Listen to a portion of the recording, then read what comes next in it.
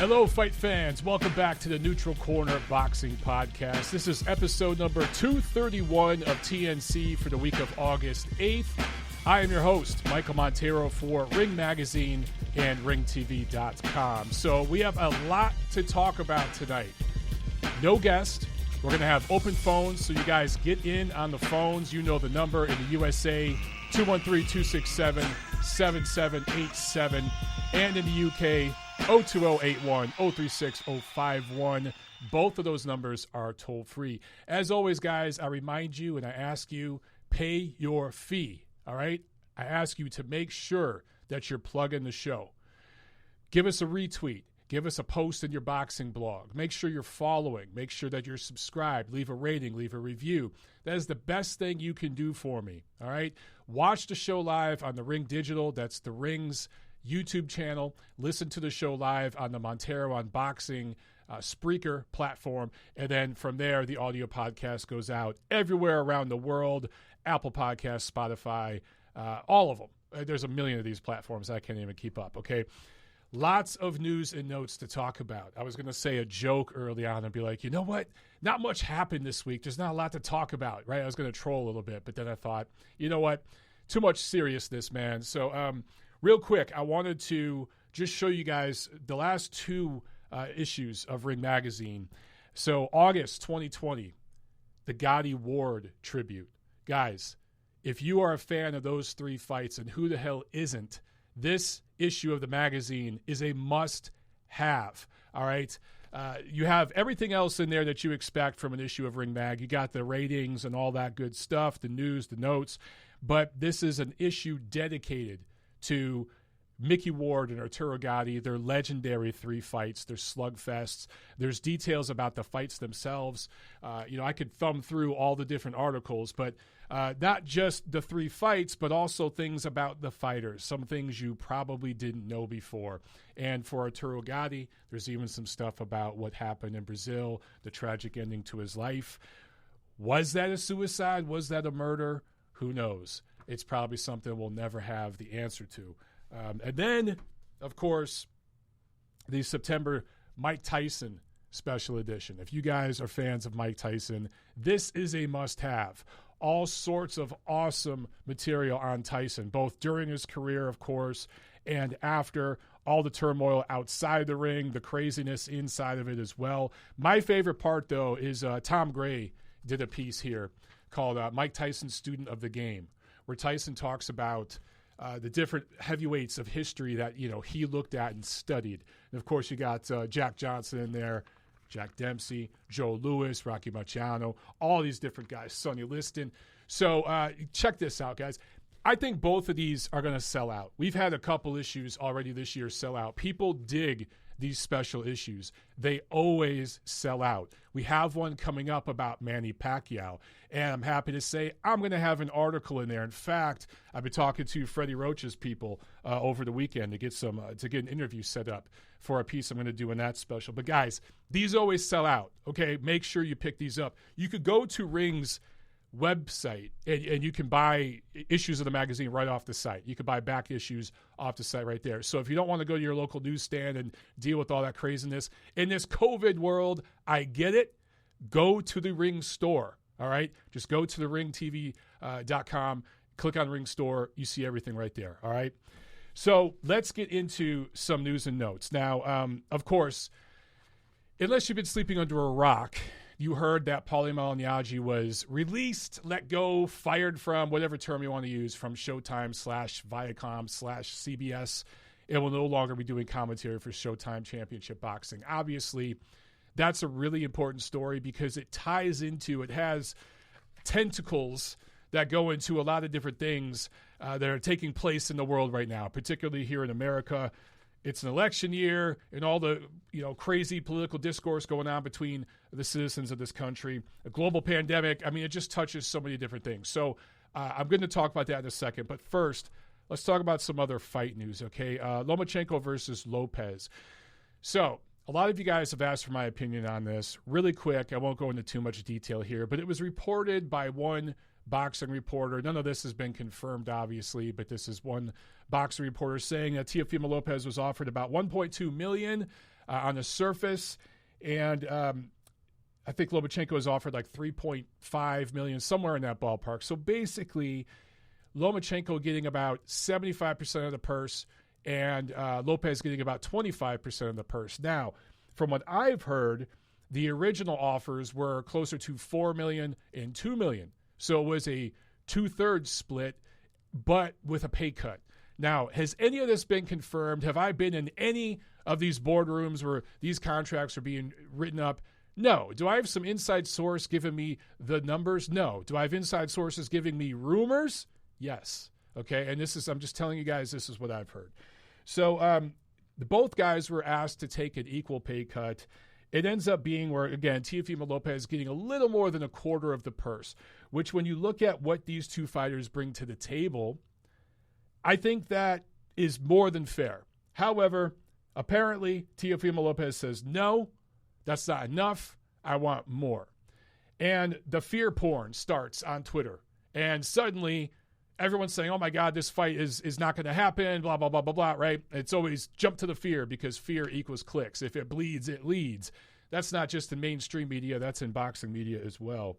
When I say it bleeds, it leads, I'm not just talking about action in the ring. I'm talking about the fear porn outside of it. So I just find all this very, very hypocritical. Number one, people have asked me, Mike, well, what does Lomachenko bring to the table? He's this tiny little guy that doesn't have a great handle on English. It's not like he's a heavyweight, a knockout artist. How does he command this kind of money? You guys are forgetting something. Foreign TV money.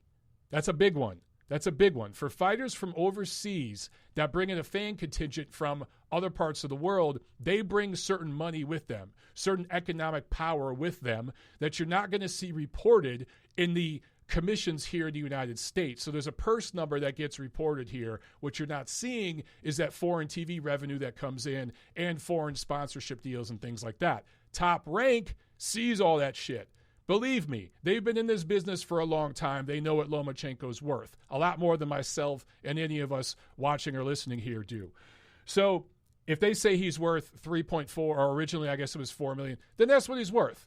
And for Teofimo Lopez to be getting anywhere from a quarter of the purse to 30% of the purse or whatever, that's pretty good considering he just won his title in his last fight. He's a young guy. And in terms of a fan base, he really doesn't bring a big one with him. But what's interesting to see, as soon as he said, I want some more money, the Lomachenko haters come out and everyone's talking shit. Oh, Top Rank, they lowball their fighters. This is why Teo should sign with Uncle Lau. Blah, blah, blah, blah, blah. The same shit over and over, different day. Some fans out there would rather see this fight go to pay-per-view and cost them $80, or this fight not happen and Teofimo Lopez sit on his ass out of principle because $1.2 million wasn't quite enough. What kind of fight fans are these?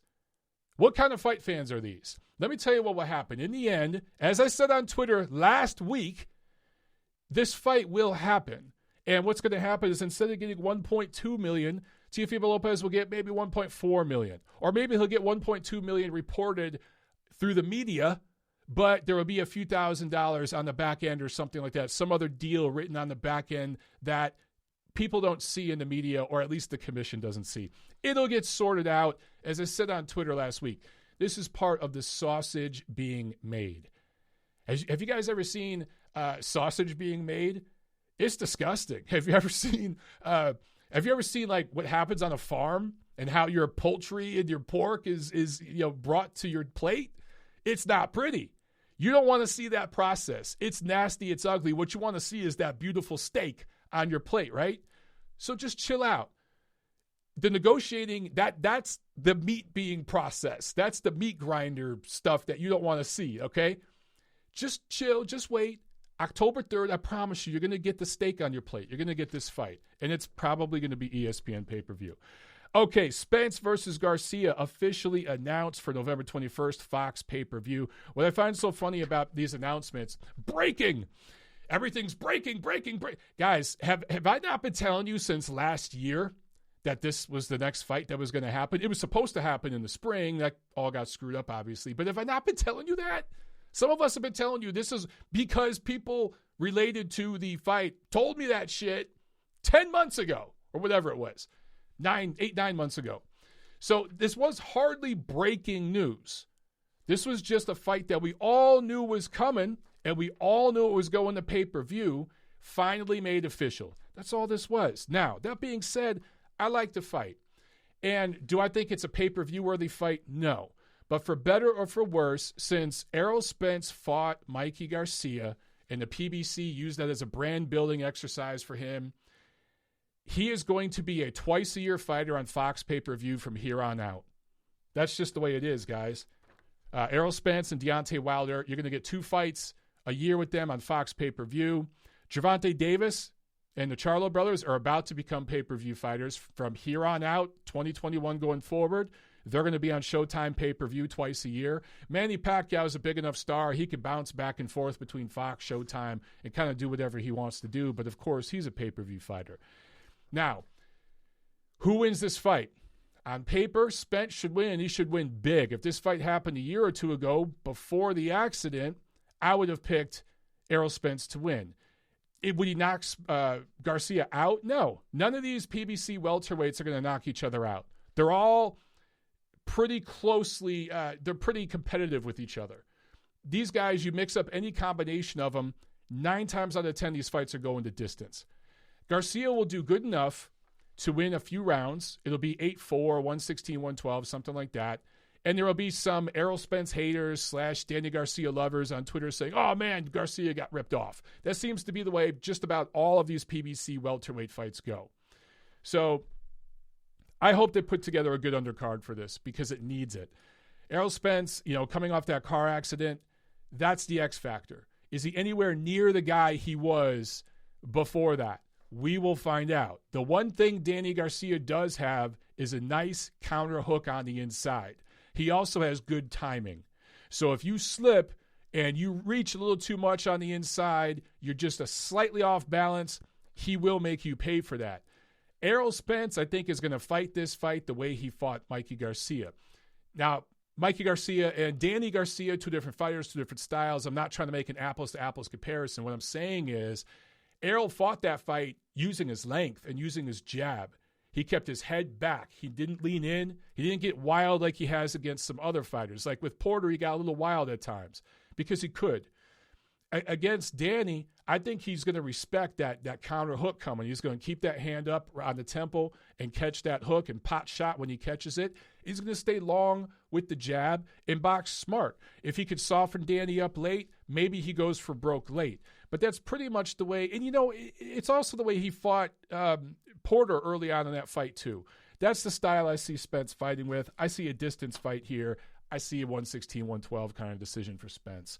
Let me go to the chat here. I saw a super chat pledge. Who was that from? That was from D3440. Thank you so much. He asked, will Madrimov become a multi-weight division champ? You're talking about Israel Madrimov. My personal belief is yes.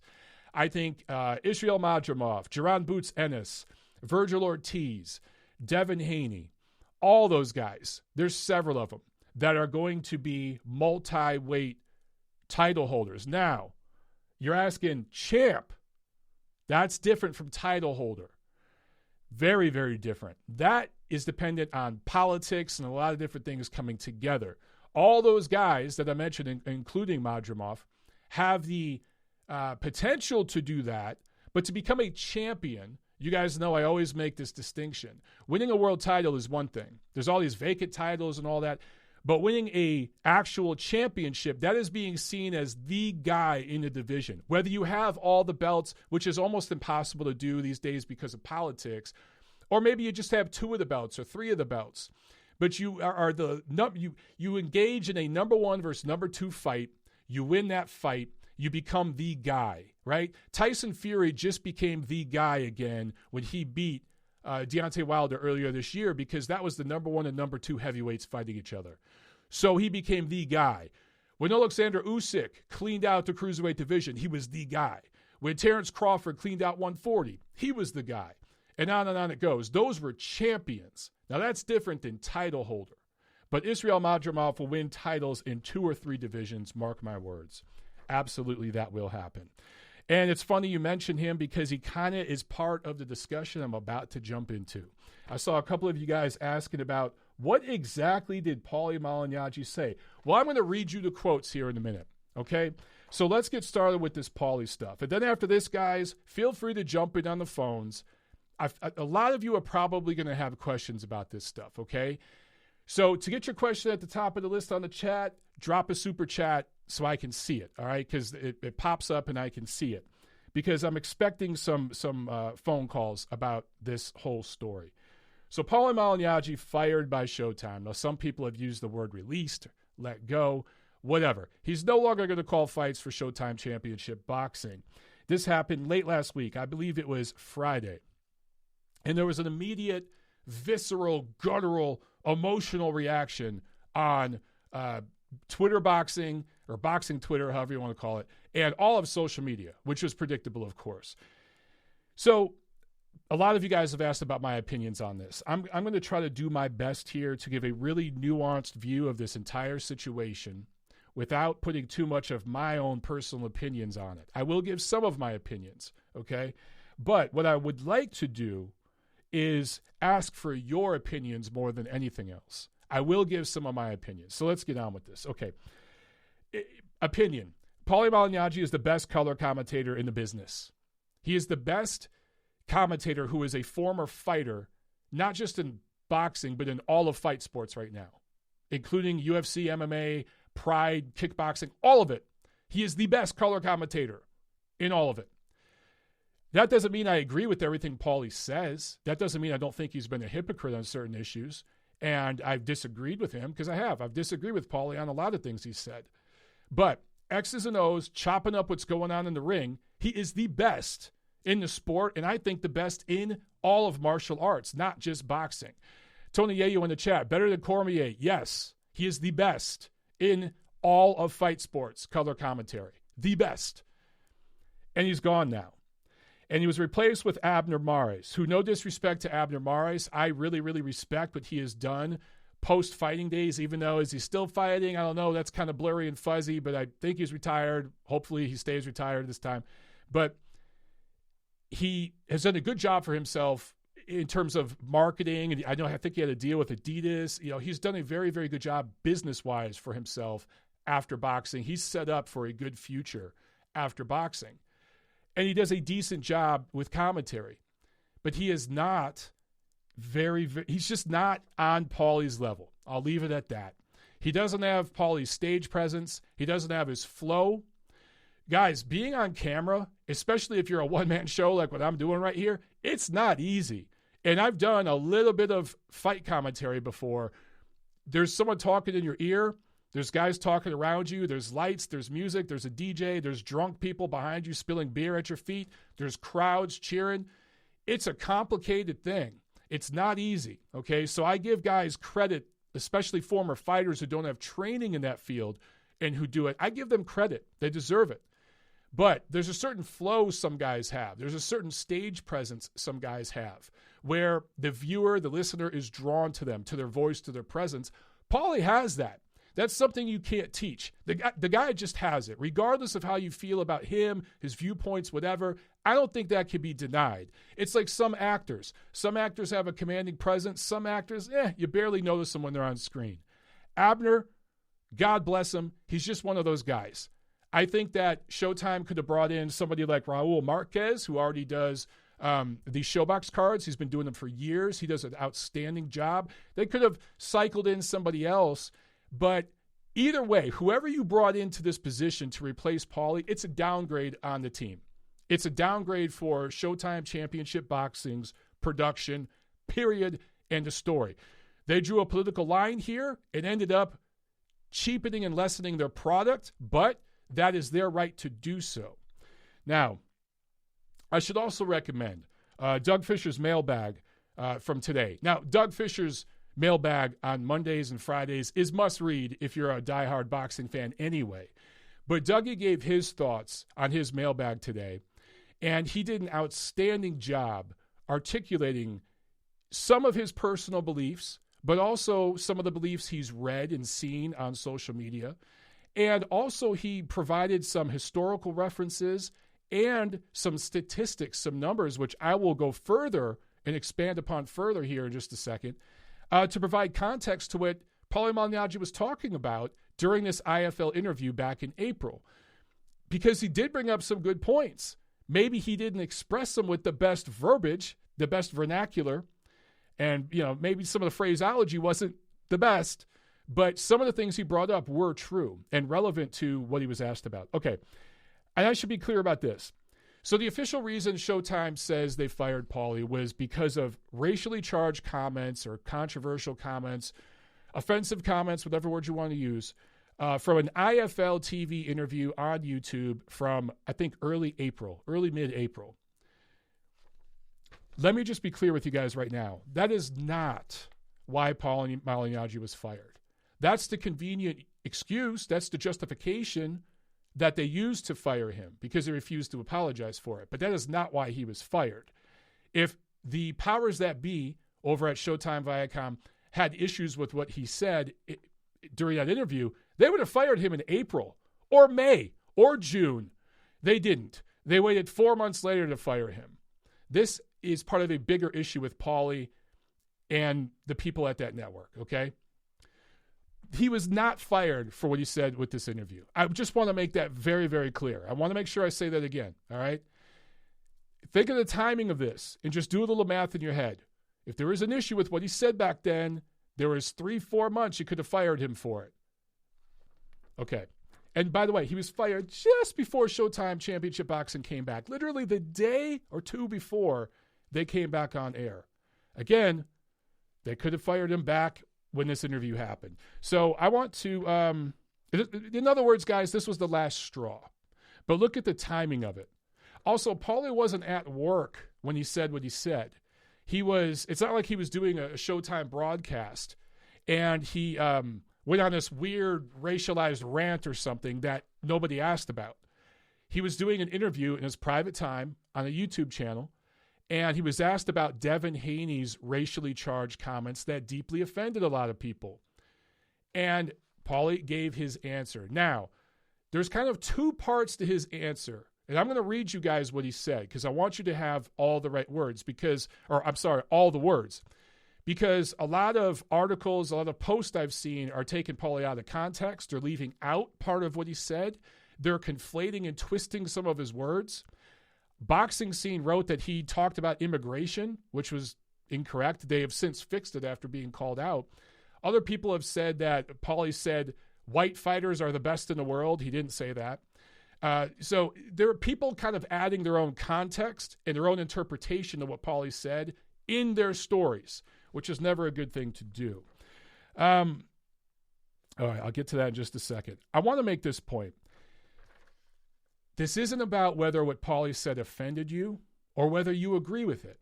This isn't about whether you agree with part of it, disagree with part of it, whether you like Paulie, dislike him. What this is about, in my opinion, is free speech versus freedom of consequence.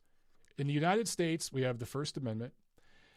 And right there at the beginning of the Bill of Rights, it tells you have the freedom to say whatever the hell you want. However, there's also freedom of consequence. And Showtime has a right to hire and fire the way they see fit. Nothing illegal happened here, although Showtime will be paying Paulie a hefty severance package.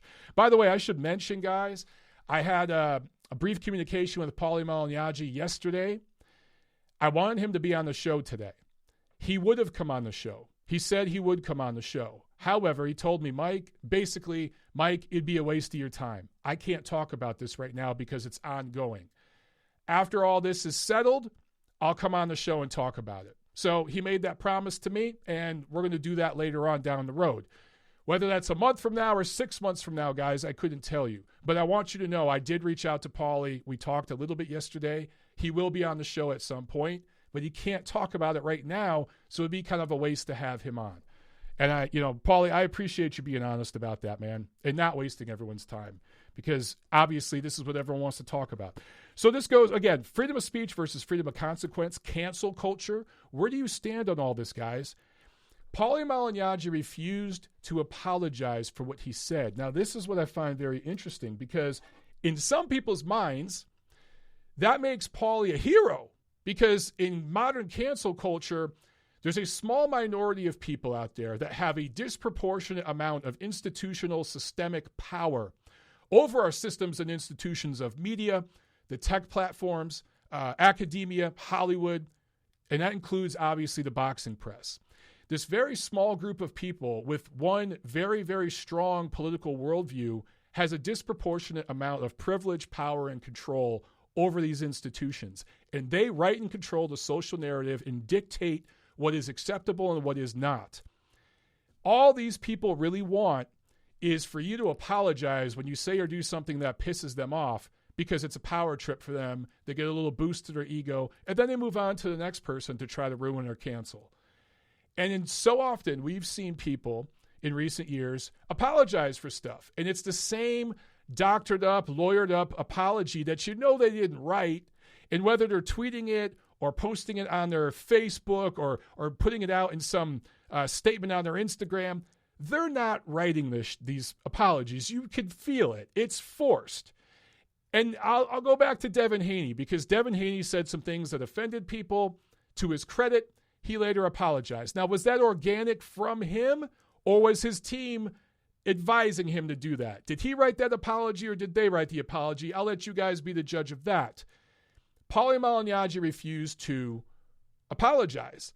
And depending on where you sit ideologically on this issue, that might make him a good guy in your view. That might make him a bad guy. It might make him a hero. It might make him a villain. But one thing Paulie told me is I stand by my convictions and I stand by my principles, I think is the word he used. So that is an interesting little wrinkle to this here because I can't tell you the last time somebody said something that got controversial and they didn't apologize, which is crazy to me because growing up, that was the norm. Certain comedians, think of George Carlin. Some of you guys are way too young to even know who George Carlin was. But think about Howard Stern. Some of you guys are probably too young to know who Howard Stern is. But Howard Stern, back in his prime, offended the hell out of people. And one of the biggest reasons why he became such a big entity, and then later on, Opie and Anthony took over Howard Stern, and in my opinion, were way better than Howard Stern in their prime. But they refused to apologize. And that got them in trouble, and sometimes it got them canceled, it got them fired. But ultimately, they always won because people respected that. Now it's like the opposite. Everyone apologizes, and it's so rare when somebody doesn't that it's surprising. I find that very, very interesting. Let's see. I should mention, Paulie Malignaggi has a history of controversial comments. This latest interview with IFL TV was not the first. It probably won't be the last time he says something controversial or something that rubs some people the wrong way. He's an opinionated, outspoken guy, and he has certain beliefs that go against the mainstream narrative that is indoctrinated in people almost from inception, from before you're even born in this country now, and in the entire Western world. So, and by the way, this isn't right versus left, Republican versus Democrat. That's not what I'm talking about. I'm talking about when it comes to free speech. There are people there's two different viewpoints on this issue. And Paulie, I think, is a free speech absolutist, and he's just going to stand by that. And because of that, he's gotten himself into trouble with his words. And there's an element here that no one's brought up yet in any of the articles I've read. By the way, real quick, and sorry, guys, I'm bouncing all over, but this is a really complicated story, and I just want to be really, really careful that I'm getting everything out there, okay? Because you know how it is today. There are people watching and listening right now that are taking save screens and writing down little 3-4 word phrases of mine that they can tweet out and paint a certain way to paint me in a negative light. There are people constantly watching me like a hawk. You know who some of these people are.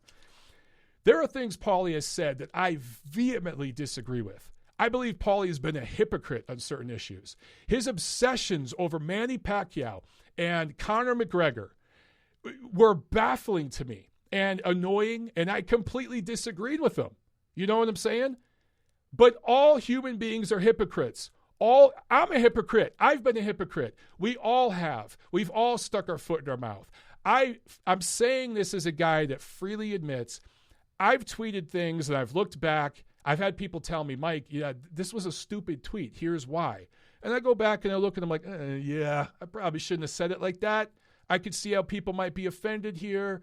I need to do a better job being more inclusive in my thought process before I express my opinions. And I'm trying to get better. So this isn't me beating up on Paulie or anybody else. I'm admitting that I pull this shit too, just like every one of you watching and listening does.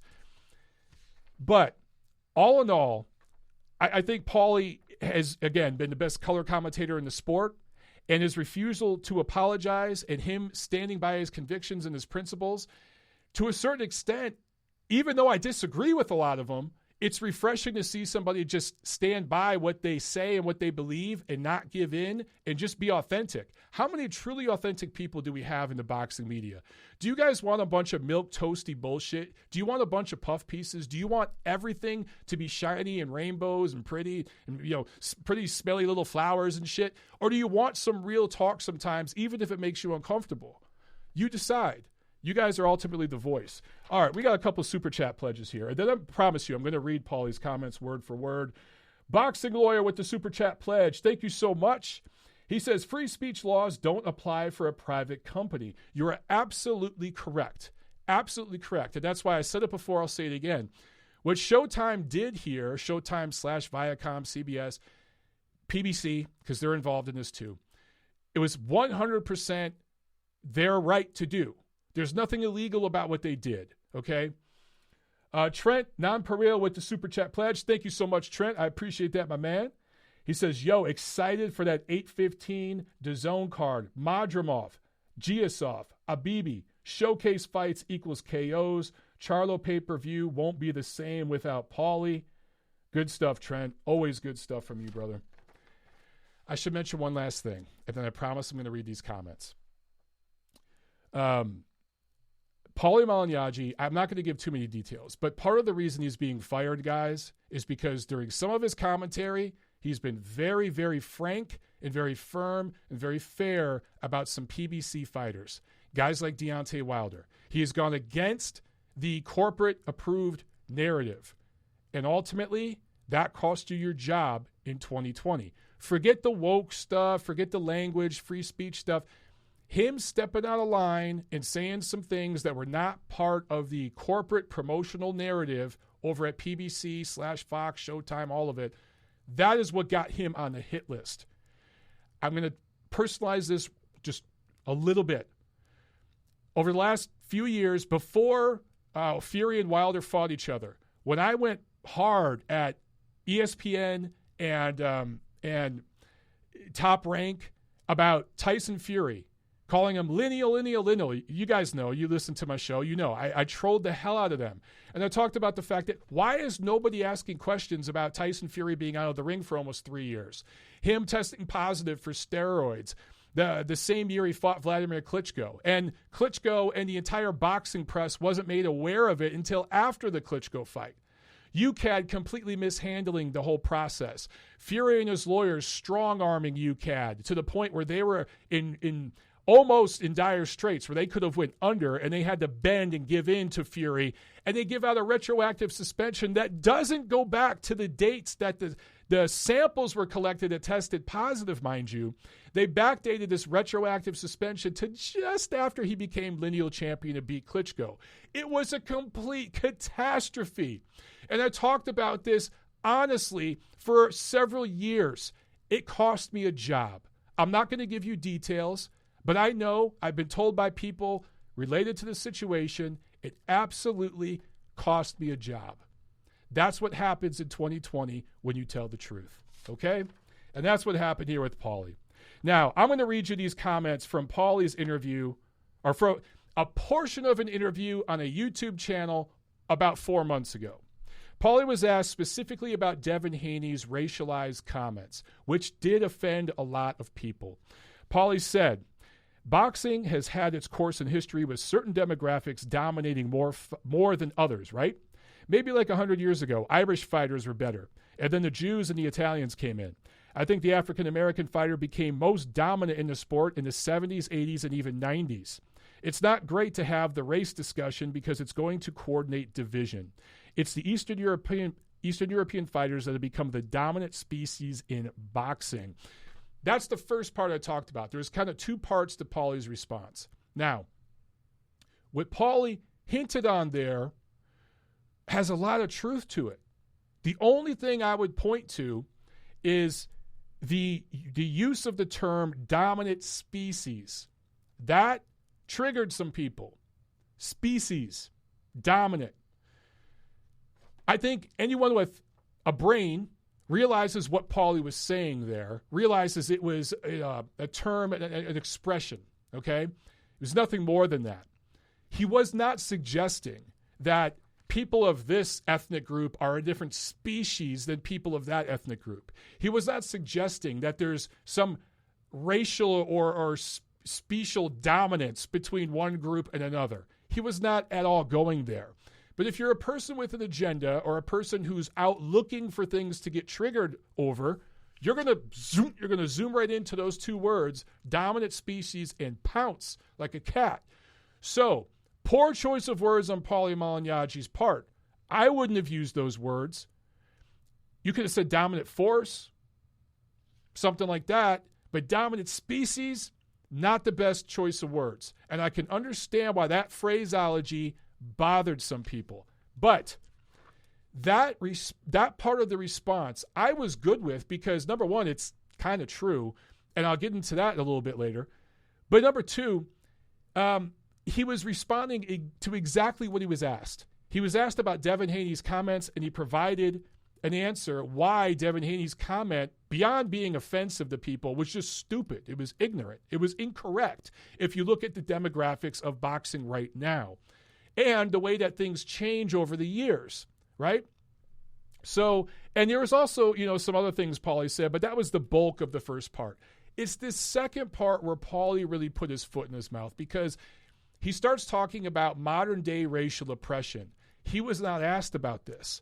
He was asked about Devin Haney's comments. The interviewer didn't ask him, hey, Paulie, what do you think about racial oppression in 2020? Does it exist? Do you think it's exaggerated in the media? Where do you think it stands compared to where it was 50, 100, 500 years ago? He wasn't asked any of those things. He added that. He injected his own worldview into that discussion where it was not necessary. And that's where, even if Paulie was standing right here with me, I would tell him, dude, if that were me, I wouldn't have went there because you weren't being asked about that.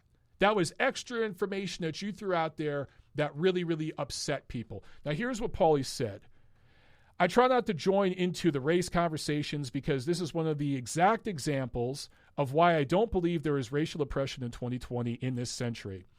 I believe there has been, sure, but I don't believe that there is any racial oppression today. I believe it's all made up and it's exaggerated. This is exactly one of the reasons why the fact that a black fighter can say that, he's referring to Devin Haney's comments, and not pay any price, but if a white fighter said that about a black fighter, he'd probably lose his TV contract and probably TV networks wouldn't touch him.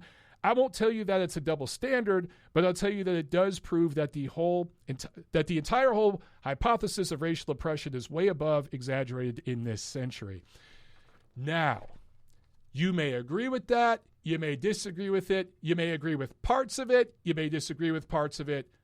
Wherever you stand, that's really not the issue. The issue to me is he wasn't asked about that.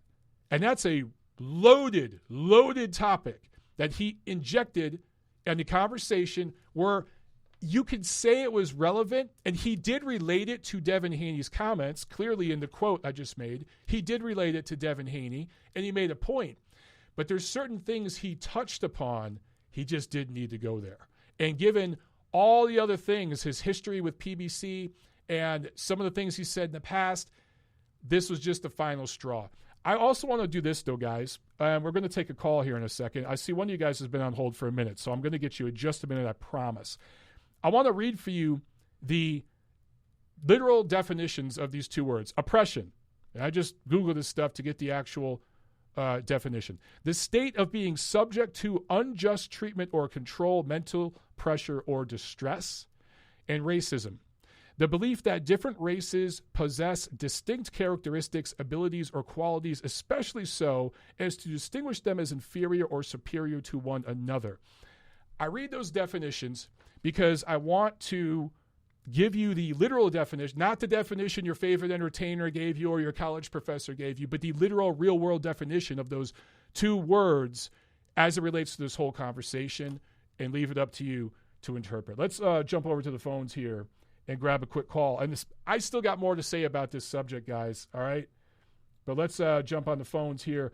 570, you're on TNC. Go.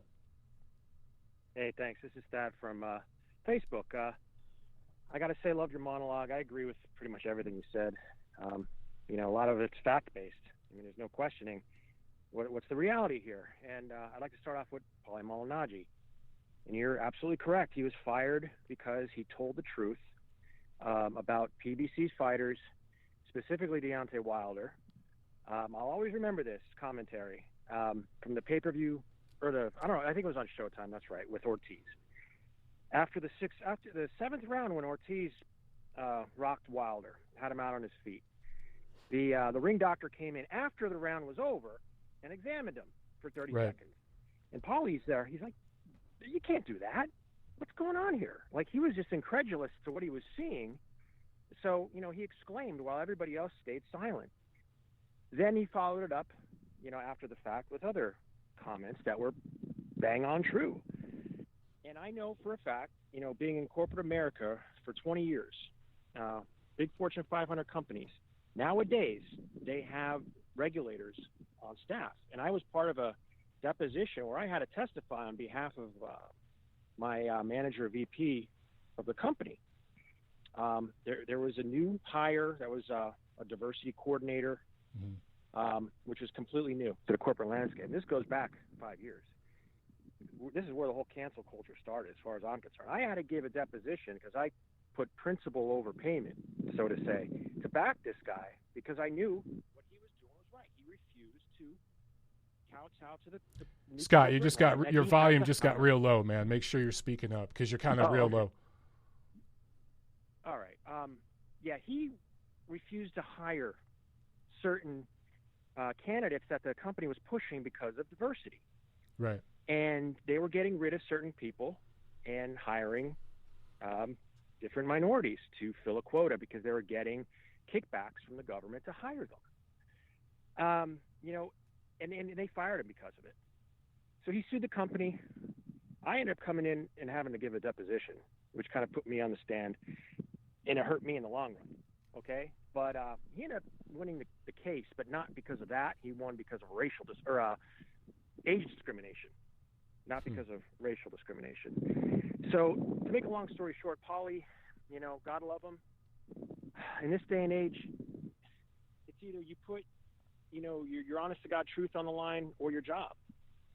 And You're right. He went off the cuff a little bit, and what he said about the, with the race and all, racial oppression, you can't really touch that subject. But what he said about the Eastern European fighters was bang on true. Just look at a Ring magazine, you'll see the top 10. Well, I'm going to get to that in just a minute here. Yeah, I was going to get to that because Doug mentioned it in his email, but he only mentioned a few parts of it. I'm going to go even further with it. But, well, what else you got, Scott? Sorry, I cut you off. Yeah, well, here's the thing coming up with Lomachenko and Lopez. We've seen this tired act before. This mirrors what happened with Gennady Golovkin and Chris Eubank Jr.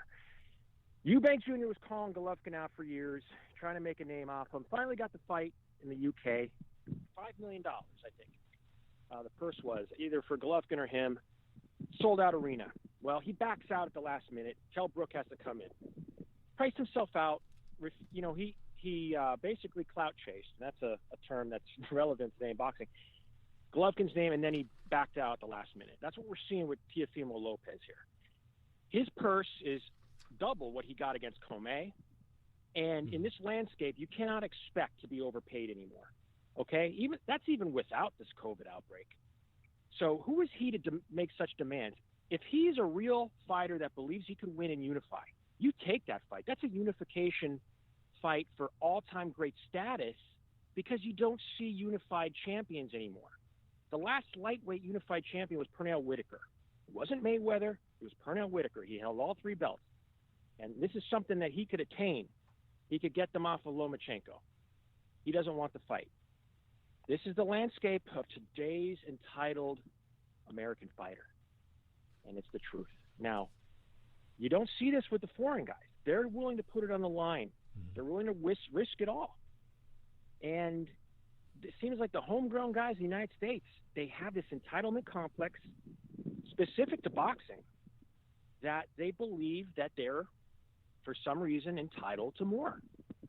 And there's no more risk it all for down the road. It's all get paid now, get your retirement check ready for this fight. And as a fan, it's absolutely disheartening. And what you said earlier about the fans watching it on pay-per-view, so this guy gets paid, first of all, they're not real boxing fans. Okay, let's get that out there clear. They're not boxing fans. They're fanagers for other reasons. Fanagers. Right. Yeah, and it has to do with a lot of the LDBC and the garbage content from the LDBC online, which is, it should be pulled from the internet as far as I'm concerned. It's all propaganda, and it's racially inflammatory. Yeah. And for people to come off and slander Lomachenko, of all people, this guy has 15 fights and he fought them. You know, and this is sad. It's a sad state of boxing, and hopefully Lopez mans up, you know, takes an extra 100,000 or whatever, and accepts the fight. And I'll give the guy respect, win or lose, for taking that fight. Because nowadays, American fighters are just not taking the challenge. And I don't know if you have any response to that, because I have one more thing I want to run by you. No, go ahead. Run through it. Yeah, one other thing was the Pbc lineup. Never been a fan of PBC. I think they're, you know, it's all in-house shows that coddle their main attractions. And Heyman has an agenda. You know, he has his demographic that he caters to. And it's kind of hypocritical because he's exploiting Mexican fighters, like he did with Mikey Garcia to Errol Spence. You know, he sold him out. Instead of putting Mikey Garcia in a unification fight with Lomachenko, he moves him up 2 weight classes to fight Errol Spence, which is a no-win situation for him. To get Spence a fan base, a Mexican fan base, because they are the bread and butter of pay-per-view in America. And now he's doing it with Leo Santa Cruz and Tank Davis. And anybody who believes Tank Davis is going to make 130 pounds for that fight is beyond ridiculous. If you want to bet that fight, it's minus 350 right now for Tank Davis, but it's going to blow up to about minus 800 before the fight because he's going to come in at 134, and they're going to pay off Santa Cruz like Mayweather did versus Marquez. When Mayweather agreed to 144 catch for Marquez, is moving up from lightweight, and then he, you know, cheated the weight class and weighed 146 and then paid him, well, what was it, like $900,000 to fight? Yeah. It was a mismatch. The same thing is going to happen with this Tank Davis fight. And PBC is going to sit there after their whole mission statement was free boxing. And now every fight that really should be on Showtime is pay-per-view. It's a slap in the face to real boxing fans. And, you know, if anyone with half a brain realized that they could stream this, you know, and to me, it's just a landscape of American boxing right now it's disheartening. So with that being said, you know, you had the Charlos, you know, they're fighting on pay-per-view as well. That's not a pay-per-view fight. You know, this is like Deverenchenko versus Jacobs on HBO. And I think it's a good matchup for Charlo because he's a lot bigger. He has better footwork. And Deverenchenko's coming off a couple, you know, bellwether fights where he took a lot of punishment. Mm-hmm. You know, that Golovkin fight, you know, he may never be the same Jacobs, and the Kolke fight. Those are all 3 grueling fights for him. So, yeah. Look, Scott, we got to move on. But, you bring up some really, really interesting points that a lot of people agree with. I would say that there's a pattern you can see over at PBC. And this isn't, you know, I don't want to beat up on PBC. I do like some of the fights they put on. But I've talked about this in the past. Floyd Mayweather fought on Cinco de Mayo weekend, Mexican Independence Day weekend. He's not Mexican. Oh, yeah. He fought Ricky Hatton, Conor McGregor. He's not from the UK. Floyd Mayweather realized that, and his advisor Al Heyman realized, here in North America, the Mexican fan contingency is the biggest, most powerful fan contingency here. They spend their money.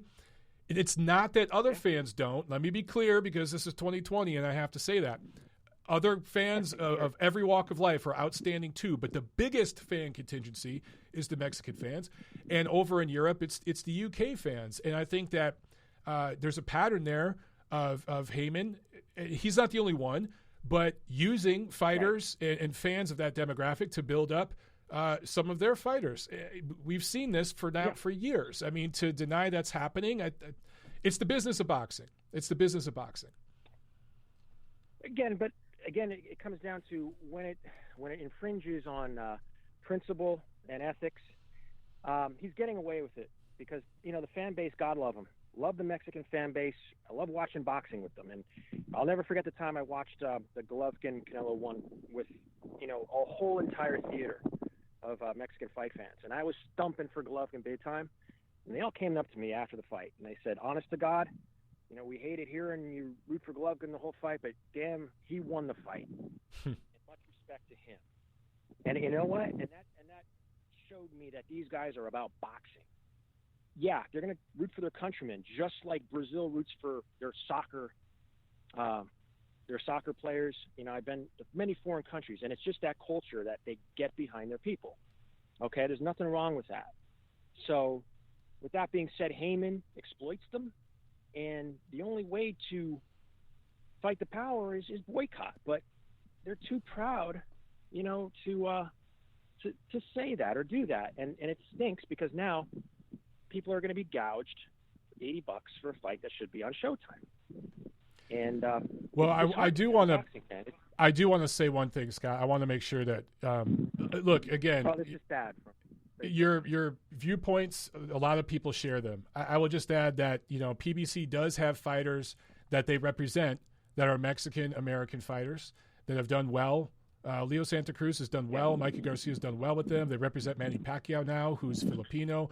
They represented Carl Frampton at one point. So we need to be clear about this, okay? But you do bring up interesting points. I will say boxing as a whole is an exploitative industry. I mean, it's young men being exploited by old wealthy men a lot of times. But it's also providing pathways for these young men to have better lives. And I will always defend boxing because it's saved countless more lives than it's hurt. But, Scott, we got to move along, man. I got other calls, and I got to get back to this stuff. But great call, brother. Thank you. Thank you. You too.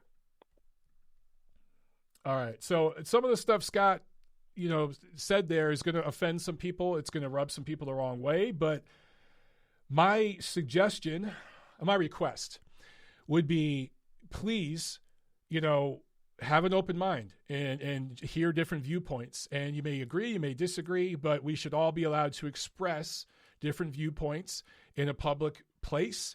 And, break bread together at the end of the day. We're all boxing fans. We agree on 90% of this shit. The only problem is everybody seems to focus on the 10% that we all disagree upon. I got somebody on hold here real quick. I want to get to something. Just hang out there on hold, okay? Because I want to finish up on this, my Paulie Malignaggi stuff, and then I want to get to you guys, okay? But let me just state for the record here. Let me say this again. Paulie Malignaggi, the real reason why he got fired has little to nothing to do with the comments he made in the IFL interview over 4 months ago. This is more about him not towing the company line with Showtime.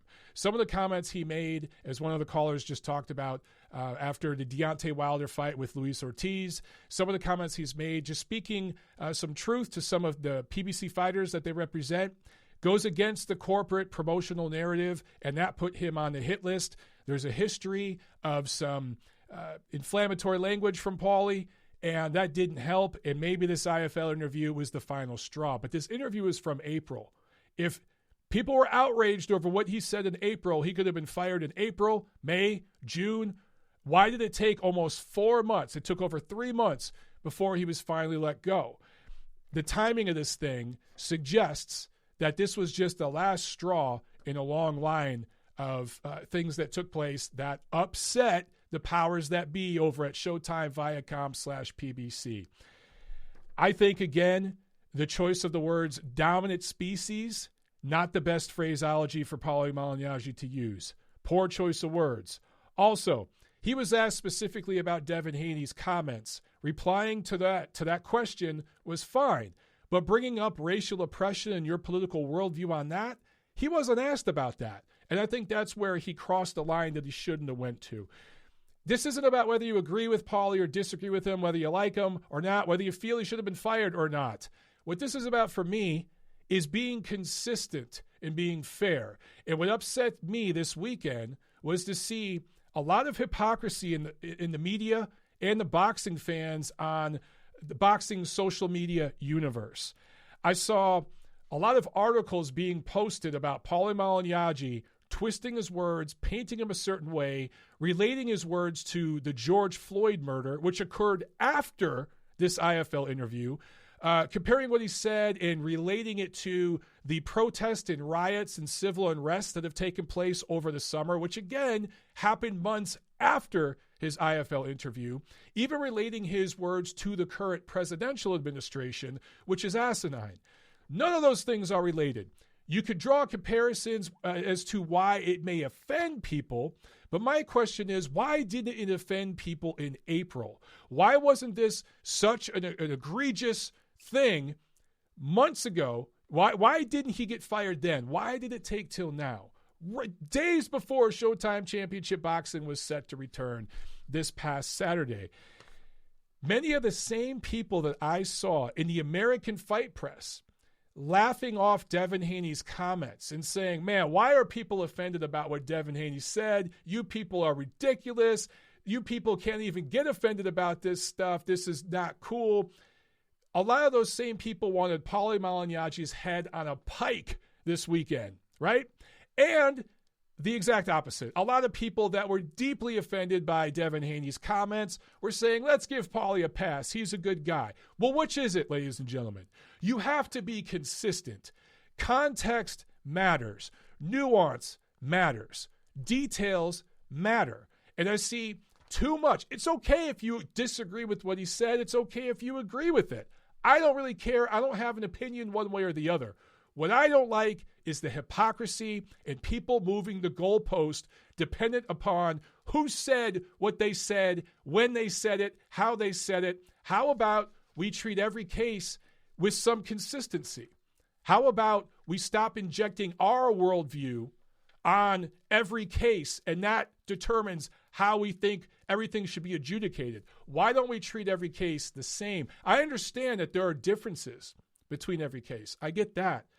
But what I mean is, why not apply the same standards, the same ethics to every case? Let's be consistent and let's be fair. Now, one thing Paulie did hit on that I think did strike a nerve with people, and they're lying, they're not being honest, they're trying to make it about the racial oppression part. But the first part, where he talked about the changing demographics in the history of boxing, I think that bothered people because it scared them. And I've talked about this in the past. This is not something that should bother people or scare people.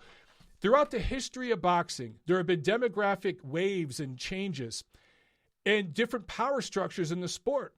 Different ethnic groups, different immigrant groups, even different religious groups have had periods of dominance in the sport. And to me, that's the beautiful part of boxing. It's the part that unites all of us from different walks of life because we've all had our time in boxing. Everyone's made it. Everyone's come up through this sport. That's what really separates it from other sports. That's what makes it so beautiful, in my opinion. It's something that should be embraced, not something that should be controversial. Months ago, after the actual interview with Paulie Malignaggi and IFL, I did a video talking about Paulie Malignaggi's comments. Imagine that. I actually did a video in April on my channel addressing Paulie Malignaggi's comments, not in late July or early August like the rest of the media is doing because it's convenient and they're being offended because they're being told to be offended. No. I did a video then. I welcome you. and invite you to go check it out, where I talk about the history of boxing changing demographics and how beautiful that is and how it should be embraced. It shouldn't be something that scares you.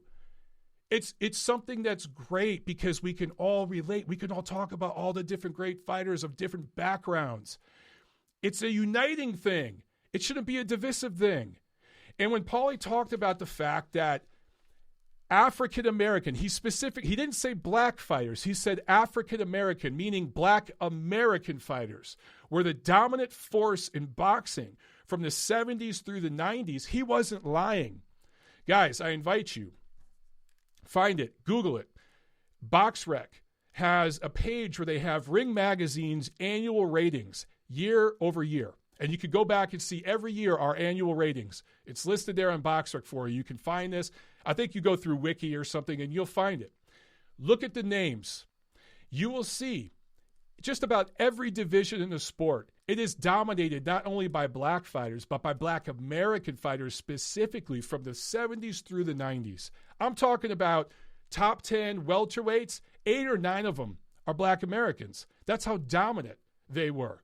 And if you go back into other eras of the sport, you will see there was a time where it was like that for Italian fighters, Jewish fighters, Anglo fighters. That's part of the cool thing about the sport, right? But if you look at the 2000s, the Mexican and Mexican American fighters and Latin American fighters in general of all races, because Hispanic isn't a race, it's a culture, it's an ethnicity. There are black Hispanics, white Hispanics, mestizo Hispanics, indigenous Hispanics. But fighters from Latin America of all races really started to make their footprint of dominance. They were there before, but they started to dominate in certain divisions. And now you're seeing that with fighters from Eastern Europe / Central Asia. Fighters from the former Soviet Union are really not dominating all the divisions, but dominating several of them, and they have their footprint in every division. And I wanted to hint on something. Doug Fisher talked about this in his mailbag. I invite all of you to check it out. Awesome response. He gave the best response I've seen on this entire issue in written form. But boxing is more global than ever. Go right now to the ringtv.com. Go to our ratings. Pound for pound, top 10 pound for pound. There are 2 black fighters, 2 black Americans, Bud Crawford and Errol Spence. That's 20% for you math geniuses out there. In the heavyweight division, there are 2 black Americans in the top 10. 1 at cruiser, 2 at super middleweight and light heavyweight, 3 at middleweight, 5 at junior middleweight, 4 at welterweight, 1 at junior welterweight, 2 at lightweight, 3 at junior lightweight, 1 at featherweight, 1 at junior featherweight. That's as far down as I went. So, out of the 180 fighters ranked by Ring, about 30 of them are black American, specifically black American. In other words, about 1/6. I think it's slightly under 1/6. So, the dominance that you saw in the 70s, 80s, and 90s is not the same today. And you can't just say, oh, it's because all the best heavyweights are in the NFL. Well, how do you explain all the lower weight divisions too? Okay, this is universal across boxing. It's not just the heavyweights. It's every division. In fact, several of the lower divisions, there's no black American fighters there. So this is something that it is part of a changing demographic trend in the sport. The sport is more global. The doors are open. All these fighters who could not compete professionally now are competing professionally. Boxing is more diverse. You look at the pound-for-pound list, we have fighters from several different continents, several different countries. 4 of them are Eastern European. You know what? I'm just going to pull it up because why not pull it up? Because I think you guys just might need to hear some of this. I mean, I think this is a good thing. I think this is awesome. We live in an age where everybody celebrates diversity, right? Ring Magazine, pound for pound list, top 10. We have a fighter from Mexico, Ukraine, Japan, America, Ukraine, America, Kazakhstan, Mexico, Russia, and the Philippines. That's pretty damn diverse. Go to any other sport and take the top 10 athletes in any other sport, you will not find that much ethnic, racial, and national diversity. Why aren't we celebrating this? It's not something that should bother people. And that's all Paulie Malignaggi talked about. is that these fighters from this other part of the world are starting to have their time now. And it should be embraced by fight fans. It's not something that should be bad. We shouldn't see so much Lomachenko hate, so much Golovkin hate. There's people out there that think Alexander Usyk doesn't belong on the pound-for-pound list. Are you crazy? People are that scared. Why is this frightening you? It shouldn't. It should be something that unites all of us. Full disclosure, my dad's Sicilian, my mother's Slavic. So this whole conversation, I have ties to multiple parts of it. My father's Latin, my mother's Slavic. My father's a little bit Spanish, but mostly Sicilian. My mother's Eastern European. So I don't know. I think this is a good thing. I think it's a cool thing that we should all embrace. And I just, for some reason, it seems to really upset and bother people. I don't understand that. I just don't understand. All right, let's go back to the phone here. Let's see. 4479. You are on the show. Go. Hi, Michael. How are you doing? Thanks for having me. Thank you for calling in. Is this our teeth, Daniel? Yes, that's correct. That's correct. Did I pronounce that correctly? Yes, you did. You did, my friend. All right. Well, I'm so glad you called in. Guys, Artif is a professional boxer and I believe a dentist? That's correct. Yes, a dental surgeon. How awesome is that? And you've known Paulie Malignaggi for a while. You've fought pro since 2014. You reached out to me this weekend. Yeah. We chat a little bit. I hope that you'd be able to call in. So I'm just going to let you speak here for a second because I know you're passionate about what you have to say. Just go for it, my friend. No, I appreciate it, Michael. Thanks for having me. I mean, yeah, I've known Paulie for the best part of, for almost 10 years now. He's, a good friend of mine.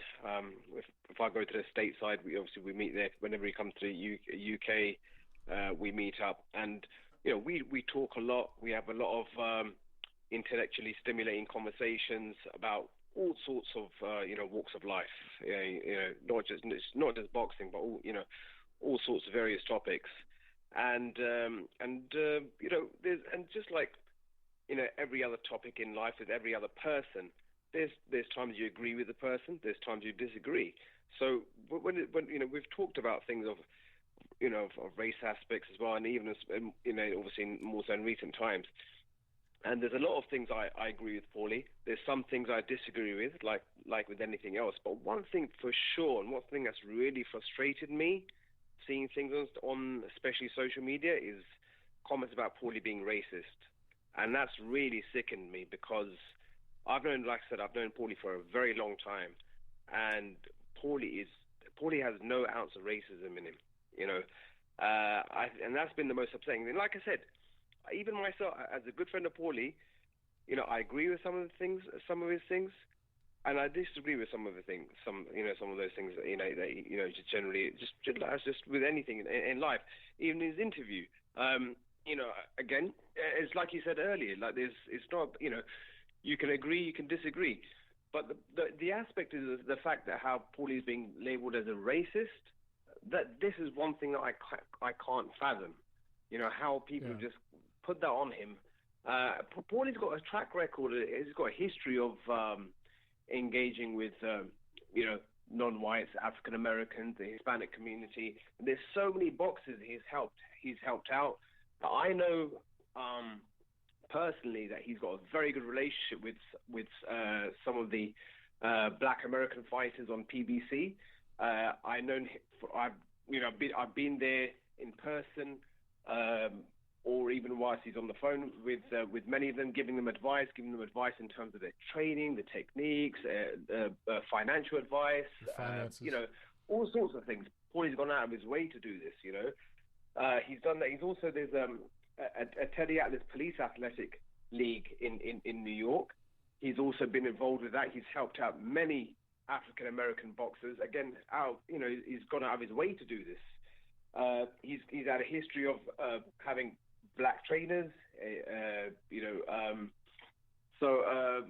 let's state for the record, I think. Where this notice come from? Could you state for the record, what is your ethnic background? Because I think that's relevant to this discussion. Oh yeah, sure. So obviously I'm British, but my grandparents come from Pakistan, and I'm also Muslim. So obviously I'm not I'm non-white. And yeah, of course, and again with my obviously people, if you were to look at my social media, I've got a track record of being vocal about being of anti-racism. I've also spoke about the Black Lives Matter. There's all sorts of things and stuff. But my point being is that you have to be fair when you look at every situation. People jumping on the bandwagon and accusing Paulie of being racist it's really I think they're really losing the big picture, and really you're actually you're going to really lose ammunition and stuff when you look at actual real issues of racism. Right. If you're going to just call out racism or anything and saying that you're offended by this, you're offended by that, you're just going to hurt your cause to say that when there's a genuine issue of racism and you bring it out, it's just going to be looked over. So this is my point: is that Paulie's, like I said, he's got a track record of having even, for example, Saddam Ali is another young fighter from New York. His parents, I believe, are from Yemen originally. He's known and helped him since a young age. And in fact, when he fought, he's fighting Jesse Vargas, Saddam Ali, and Saddam came and asked Paulie for help, and Paulie was gladly in his corner. And in fact, there was a bit of an issue that happened because Jesse was a little bit upset. Obviously, they've been friends from before as well.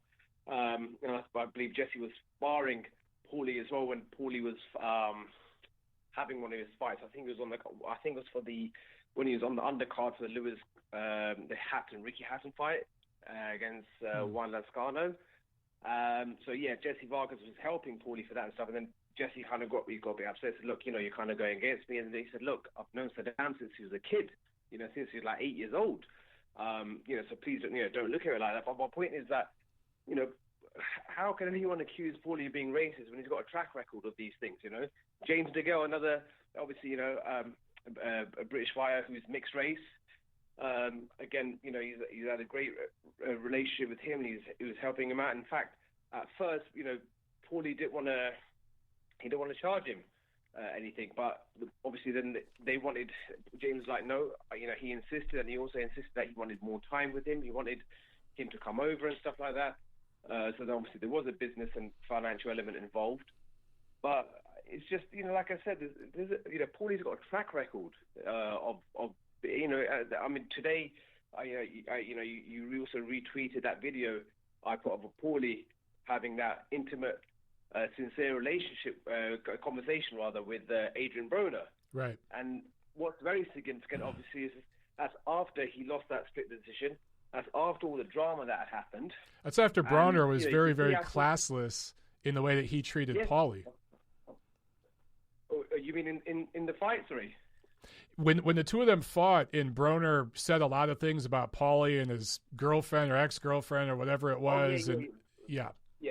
It was ugly. Yeah, exactly. So there's a lot of there was a lot of animosity. There was a lot of Paulie was antagonized, and he was rightfully he was upset with some of the things how Adrian said. So that was there was a lot of needle. There's a lot of bad blood there and stuff like that. But that's and this little clip happened after, and Paulie had every right to be upset with Adrian and be like, look, okay, look, I'm not going to speak to him. But Paulie's not like that, and he went out of his way to he hugged, he embraced Adrian Broner, and he gave him some sincere advice.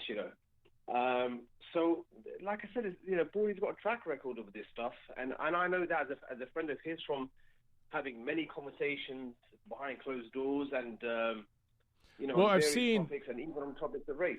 I've seen your post, and if you could, I appreciate you calling in, and let people know where they can follow you on Instagram and on Twitter, so they can see some of these posts, these pictures you put out there, because I think it's important. I haven't seen any other fighters sticking up for Paulie. You're one of the few, and it was just very refreshing to see that.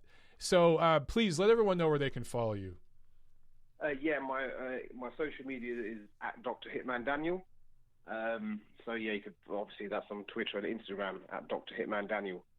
Okay. So that's on that front and stuff. But actually, Michael, there's one possible fighter, high-profile black fighter, who I think who you could have on actually on your show, because from one of Paulie's mutual friends, I believe he was happy to kind of just give some public support to Paulie actually, and that's Peter Quillen. Okay.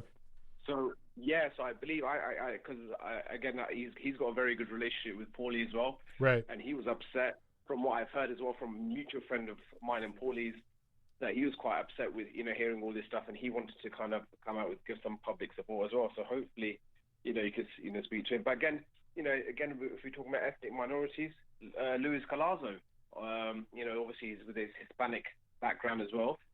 Paulie,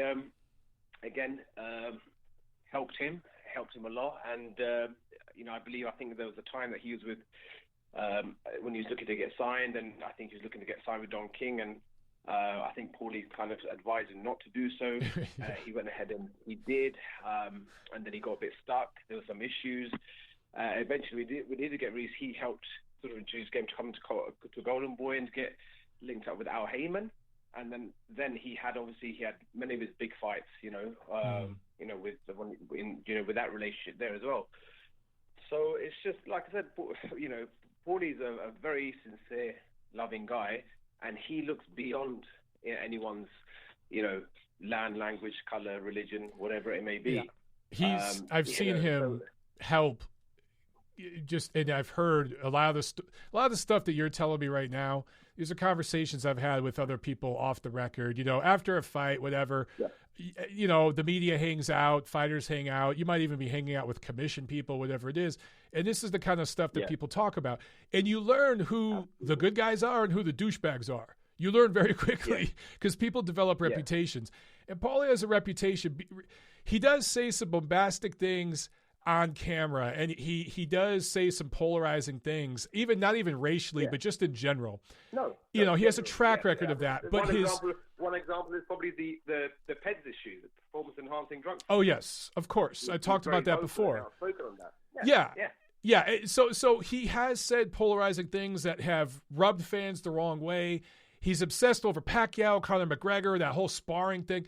But his track record in the sport with people when we talk off the record, his track record is being one of the good guys, for the most part. There's some stunts he's pulled like everybody, but he's never been seen as a guy who's a racist piece of shit. Just never been seen as that guy. Those guys are out there, but he's not one of them. Yeah. No, 100%. And that's been really frustrating to see. And I felt, as a friend of his, someone who's not white, sometimes it's not nice to talk about these topics, but frankly, that's how it is. I felt it was my duty to come out and to stand by Paulie, because I just didn't like the stuff. And it's very interesting. You said some points earlier. You said that, for example, this interview was way back in April, way before the murder of George Floyd. Right. When all of the race aspect really kicked in all over the world, and you've seen changes. And this interview that took place was before that happened. Right. So it's like you said, it's just the timing, the way how. Because I think that's jumped the ladder. I think that's relevant because, look, very relevant. If the interview was last week and Paulie said some of these things, well, I think it'd be very, very justifiable that people would be like, whoa, slow down. What the hell are you talking? Have you been watching the news? But he said this in April. And I'm not saying I agree with everything he said. There's certain things he said that I disagree with. There's certain words and phraseology he used I wouldn't use. Yeah, sure. Me too. But me too. It was in April. And we're talking about this in late July, early August. Like, the timing of it looks funny to me. It just does. Yeah. No, 100%. It's like I said. It's just. I think the problem is that there's two issues here. One is that with any topic, like something that's debatable, that's controversial, unfortunately, sometimes people have already made up their minds. Right. And when they enter sort of a discussion or they hear something, they've already made their decisions anyway, and they'll be sort of narrow, even closed-minded, and not really want to say anything, and they've already got their opinions, and that's how it's going to be. So that's one problem you're going to face. And second issue is that, is that if you're going to speak about a topic like this, it's going to take a while for you to really to explain your stance and really put things into perspective. You're not really going to get your point across in a few minute interview or in a tweet. It just needs to be done properly in the right place in the right time, right, and with adequate time to explain things. Right, and that's why we've been going. My show, we're 80 minutes into the show here, and we're still talking about this. That tells you how complex this issue is. And there's people out there I know who are going to be frustrated and say, Montero, get to the fights. Wrap it up 5 minutes. It's like, dude, you can't talk about this in 5 minutes. This is a complicated thing, man. Very complicated. It's very complicated, very sensitive, right, especially in today's time. And like I said, I've discussed in detail with Paulie about some of these things, and we over dinner, over some tea and coffee. And the thing is that, like I said, is that, some things I agree with Paulie on these things, and some things I disagree with him. But it's all respectfully done. It's an intellectually stimulating discussion that we're having. But in no time have I ever thought, "Oh, Paulie, man, you're out of order here. That you're being racist." It's just beyond, comprehension, really. For things don't work like that. It's just that's why I'm just. It's been upsetting to have seen some of the statements that have been done. It's just from general people and even people from the boxing world. I'm not going to mention any names and stuff. But like I said, Paulie's he's even with present day fighters in PBC, from the PBC stable. And I'm talking about black fighters. He's got a great relationship with them. He's given them advice out of his, he's got nothing to gain from doing that. He's gone out of his way to give them advice, financial advice, training advice, whatever it may be. He's a guy who'll go out of his way to help people out, and that's Paulie summed up for me. That's why that's why I couldn't see all of this and just sit down quietly and just let it pass. I was like, no, I'm not going to do that. Well, I appreciate you calling, Artif. I got other callers. We got to move on, but great call. And thank you so much for doing this, brother. No, I appreciate it. Michael, quickly, one thing, actually, if you don't mind. Just the discussion before, the caller before, he made a point, and I just felt compelled to kind of to say something. He mentioned about the Mikey Garcia and Errol Spence fight, and saying how he moved, that Al Heyman had moved Mikey Garcia a couple of weights up to fight Errol Spence. That is actually incorrect. The thing is that Mikey Garcia believed himself. He still is, but in that time, especially when he was undefeated and stuff, in that low weight category, a phenomenal fighter on the pound-for-pound list. And when fighters naturally by instinct, they want to fight the best. That's how fighters are. And especially when you've got a fighter who's like in a pound-for-pound league, he wants to really go and test himself. Mikey Garcia, he himself believed he could go to 147 and beat Errol Spence. And the thing is, even his close people like his brother, he didn't favor it. He was saying, look, I don't think that's the good fight. So the thing is that no one pushed, certainly Al Heyman and PBC, no one pushed him to that fight. Mikey Garcia wanted that fight for himself. And it's only when he done that and he called Errol Spence was like, okay, fine. And obviously Errol Spence is smart because he's not just a fighter, he's a businessman as well. Thinking, okay, this will be a great fight in terms of obviously all the Hispanic people tuning in as well, and the audience, the numbers that Mike Garcia will bring in. Let's get it done at the Dallas Cowboys. So it's a business too. So he called him out. Errol Spence never said, I want to fight Mike Garcia. When he had the challenge, he said, okay, fine, okay, let's do it. And so the thing is, no one actually forced him. No one actually, especially Al Heyman and PBC lot, Mikey Garcia wanted that challenge for himself. Well said. I mean, Mikey is a big boy, and he wanted that fight. And I was there in Dallas covering it. It was a fantastic event. I mean, that was almost 50,000 people there. It was a wonderful event. And good points, man. A great call. I appreciate you calling in, man. Perfect, Michael. Good, great talking to you. Speak to you another time. Absolutely. Take care. Absolutely. We'll do that. All right. Have a good night. You too. Cheers. Bye-bye. All right, what a great call, man. So, guys, make sure you follow Artith Daniel. Let me spell his name, okay? Arthif, Artith, and then the last name is Daniel, like it sounds, Daniel. And it's Danial, I think, on BoxRec. They're spelled a little different. But anyway, follow him because seems like a super cool guy. And I thought that was a great call where he made some outstanding points. Okay, let's jump to a couple more calls. One thing I wanted to bring up, though, I saw somebody mention Mike Tyson in the chat. And I talked about Mike Tyson earlier, the September issue of Ring Magazine, the Mike Tyson special. Think of all the crazy shit Mike Tyson said. The polarizing, racist, misogynist, xenophobic shit that he said over the years when he was fighting. He hasn't fought in 15 years. He is America's sweetheart. There's a love affair with Mike Tyson right now. So I think fighters tend to get a pass for saying crazy shit. I think that commentators, trainers, managers don't quite get the same pass. And part of me wonders, Paulie Malignaggi, being a former fighter who had to talk his way into big fights because he wasn't this knockout artist, he wasn't a heavyweight, he had a more defensive, slick kind of style that isn't always TV friendly as much. So he talked his way into fights. That's how he got himself big fights, right? And I wonder if there's a part of him that still goes into that mode when he's on camera, and it's difficult for him to kind of flip that switch and turn that fighter mouth off and just be commentator guy. Because you're not going to get the same passes that a fighter would get. Fighters are expected to say crazy stuff. That's how they promote their events. And it is interesting that in recent years, guys like Floyd Mayweather, Bernard Hopkins, plenty of others I can point to, have said racist things, homophobic things. Tyson Fury, Manny Pacquiao said homophobic things, and misogynistic things.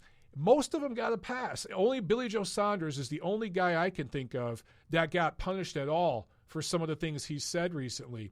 It is interesting how sometimes a guy gets in trouble for what he says. Other times he gets a complete pass. Devin Haney said some things that deeply offended some people. He put out an apology. All was forgiven. It didn't cost him anything. So is there a double standard? What's the threshold? Who controls that threshold? Where is the threshold between freedom of speech and freedom of consequence? And who dictates that? Who has the right to dictate that? Super Chat pledge from Trent. Again, thank you so much. He says, Aaron McKenna reminds me of Mark Breland with a better left hook. That's an interesting comparison. He is my number one welterweight prospect. He has sparred Virgil Ortiz and Ramirez for years. Interesting. I don't know if I'd make the Mark Breland comparison quite yet. I think it's a little too soon. He's very, very young. I'm trying to think. Is Aaron McKenna, for those of you who don't know, Aaron McKenna is a prospect out of Ireland that is signed to Golden Boy Promotions. He had a lot of good momentum going, but he hasn't fought at all this year, of course, COVID. But he's only 21. He just turned 21, in fact. So definitely a prospect worth keeping an eye on. And Trent has a couple of super chats. Oh, I got to back up here. He says, I rate Aaron McKenna very high. He was 21 years old. All of Virgil Ortiz's fights have been televised. Only two of McKenna's fights have been televised. Look, Trent, I agree. Something about Aaron McKenna, I don't know. Golden Boy hasn't made the push quite yet. There's something they see in him that makes them want to take their time.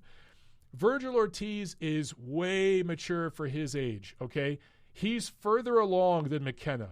If you look at McKenna's opposition, the guys he's fought, their record, okay? Several of the guys he's fought only had one or two pro fights, and several of the guys he's fought had pretty bad records. So it's obvious they have a different plan with McKenna. It's not just Golden Boy. It's his handlers, his trainer, his team.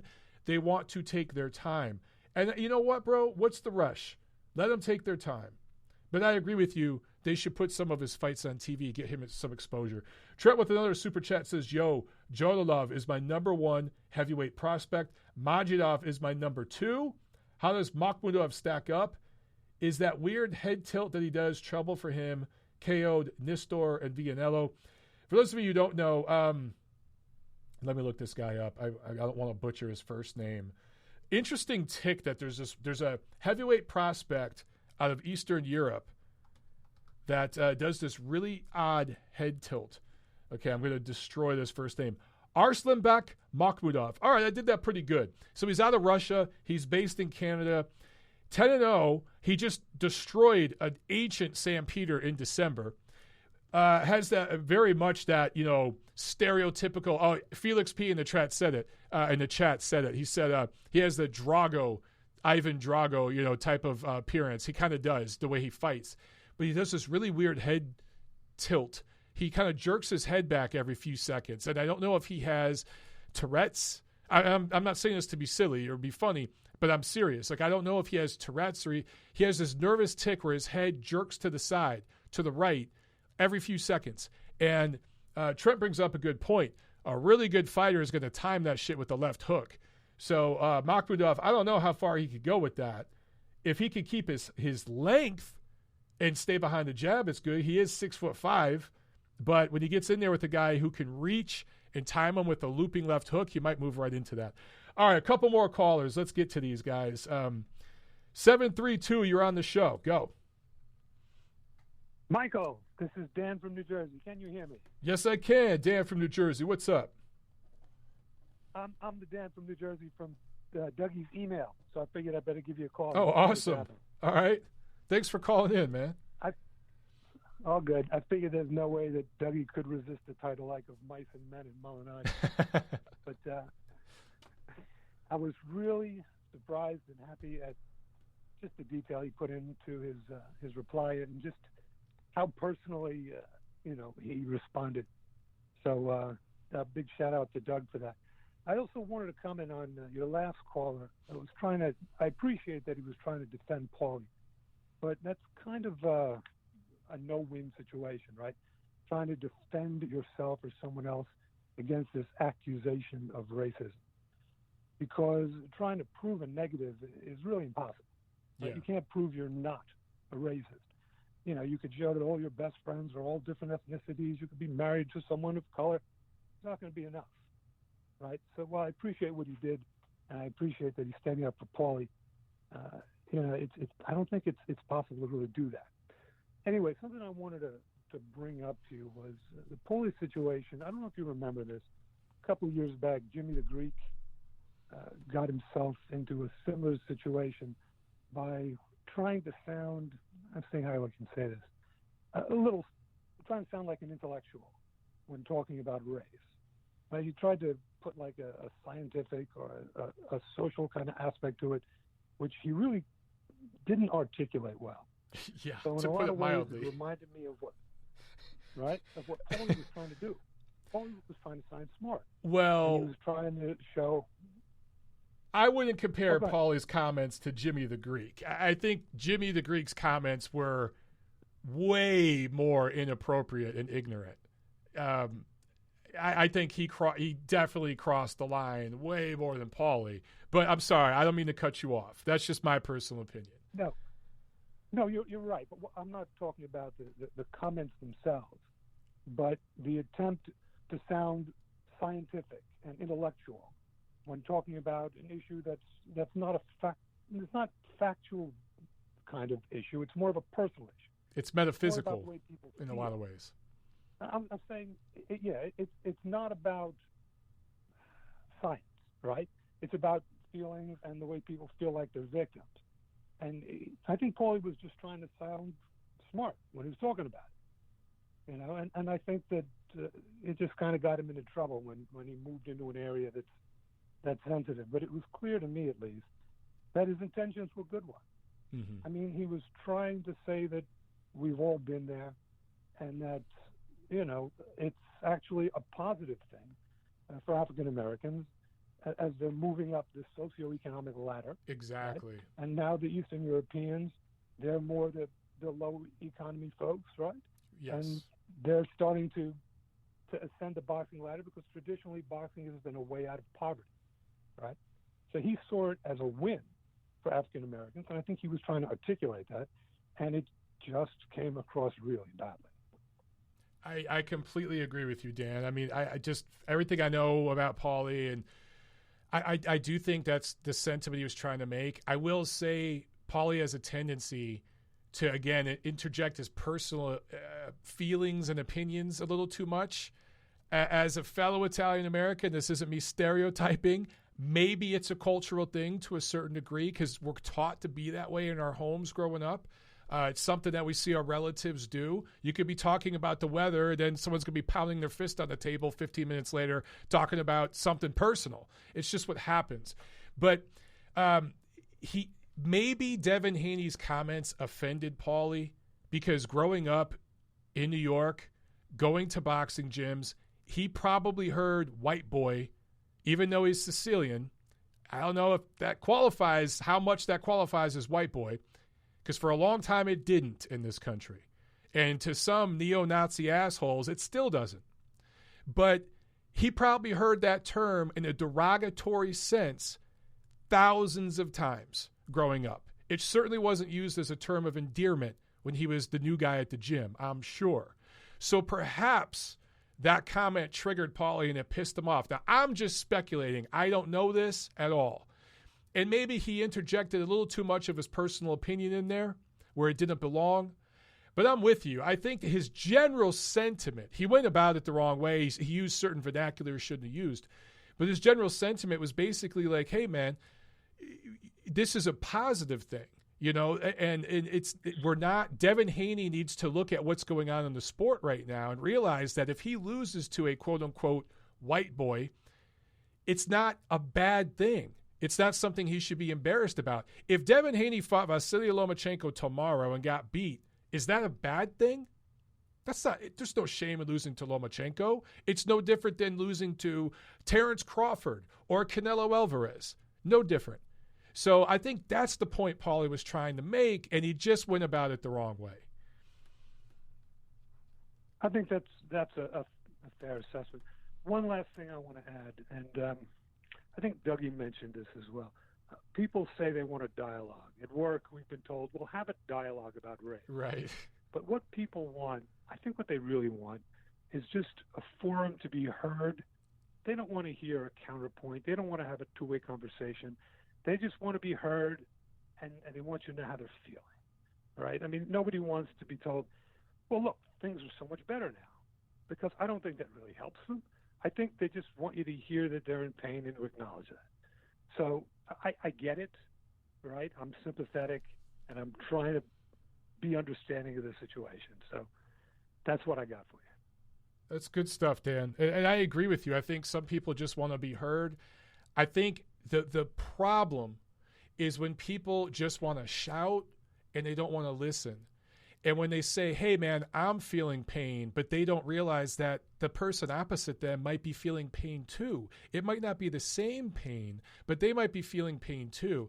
And I think too much now in our political discourse, people say, well, if you're of this group, you can't feel pain.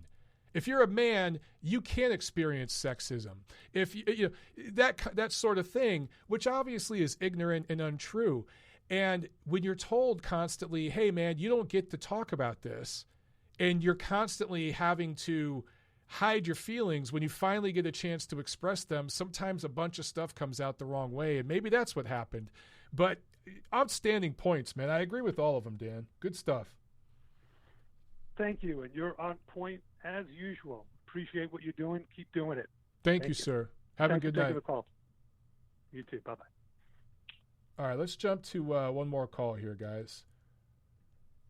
702, you're on the show. What's up, Mike? It's Rob Palmer. How you doing? Hey, Palmer, what's up, man? What's up, man? I do want to talk about Angelo Leo. Oh, yeah. And get your thoughts on his performance, but I do want to have my say on Malignaggi, if that's possible. Absolutely, man. Go for it. So, I agree there's been a target on Paulie's back for a long time, and I agree with you. It's kind of a combo of his openness with his political beliefs and him not ass-kissing PBC fighters that's eventually got him fired. I think the Eastern European comments are kind of a nothing. I don't think anybody was really upset about those. It's the racial oppression no longer existing comments that were the final straw. And at the time, I thought that was an ignorant thing to say. I still think it's a pretty ignorant thing to say. That's my opinion on it. And really, if you look at Paulie, he's a street guy that's in a corporate world. And I know we kind of look at boxing as boxing, but he's still working for Showtime, CBS, and that's a major corporation. Yeah. And saying that kind of thing, whatever your opinion on it, it just does not fly in that world of California, Southern California, and being in the media bubble, and you know about that as well. Absolutely. I mean, that's very fair. And again, I don't know if you heard at the beginning of the show where I read those comments word for word. Yeah. And I said, I really think that's the point where Paulie kind of went over the line. And it's not about whether you agree with what he said or disagree, because you could make an argument that there is an exaggeration of the way the media reports everything, not just racial matters, but all things. There's a lot of fear porn and fear mongering, and if it bleeds, it leads, you know. And so maybe Paulie was hinting at a kernel of truth, but the way he worded it and saying that that sort of thing doesn't exist at all in the world, I mean, you know, that's tough to roll with. He just shouldn't have went there. And you're right. He's a street guy working in corporate America. And, you know, a lot of people look at me and they think I grew up in some suburb or something. You know about me though, Rob. You know I grew up in the street, and I've had to make that transition, and that hasn't always been easy for me. You know what I'm saying? So it's a difficult thing. It's a difficult thing. Yeah.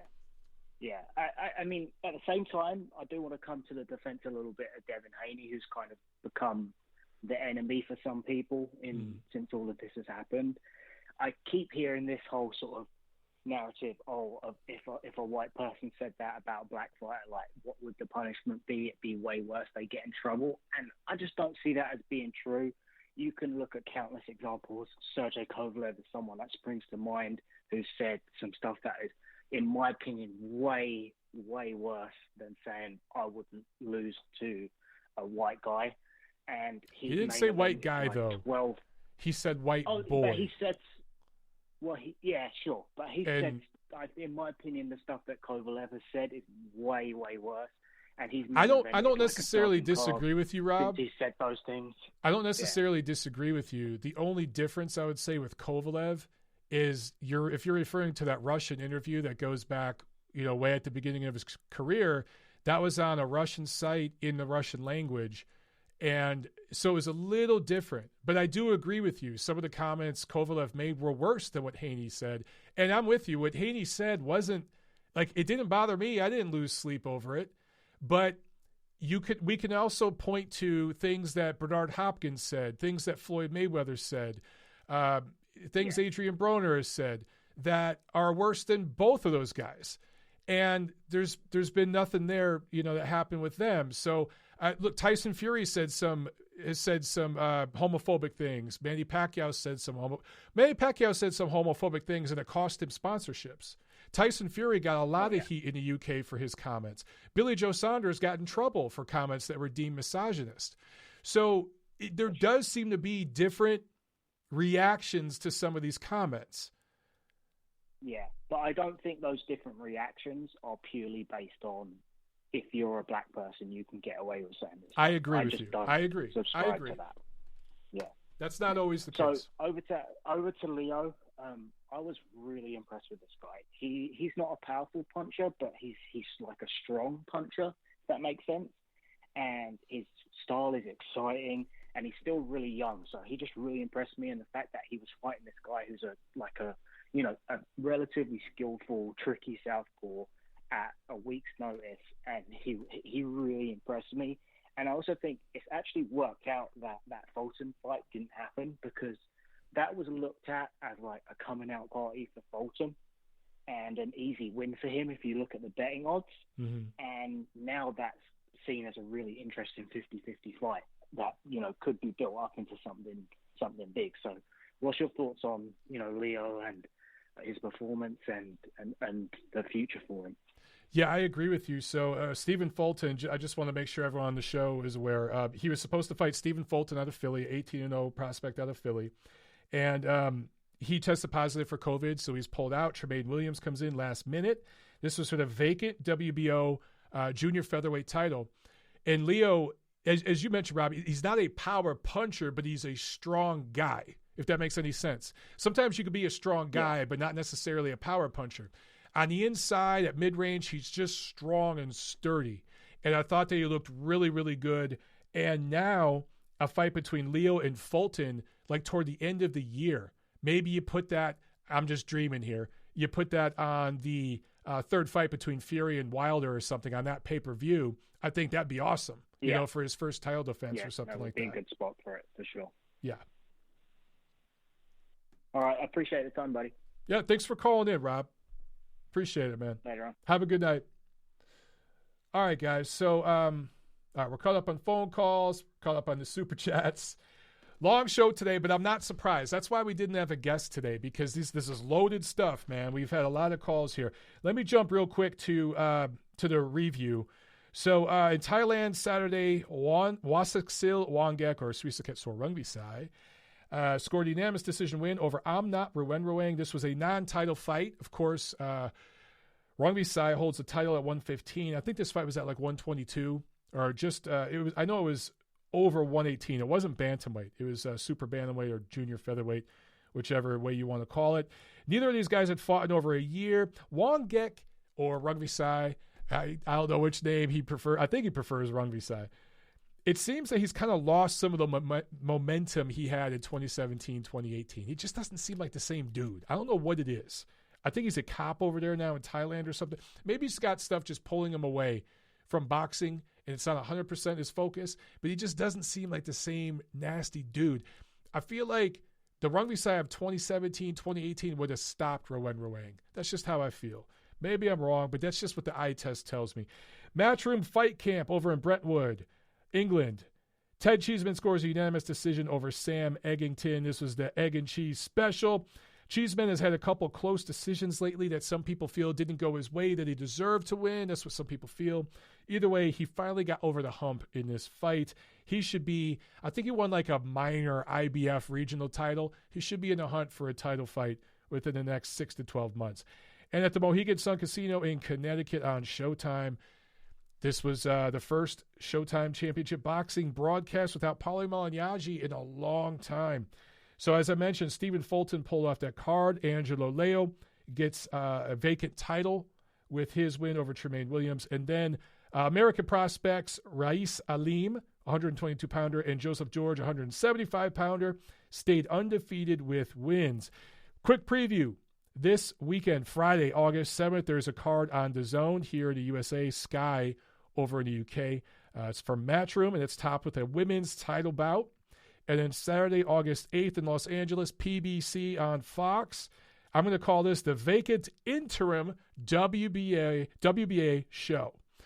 Fox's fall schedule is supposed to be announced during this broadcast. So we're going to get official announcements of Spence versus Garcia and all the other fights that are going to take place for the rest of the year on Fox and Fox pay-per-view. Expect Fury Wilder 3 announcement to be included in that.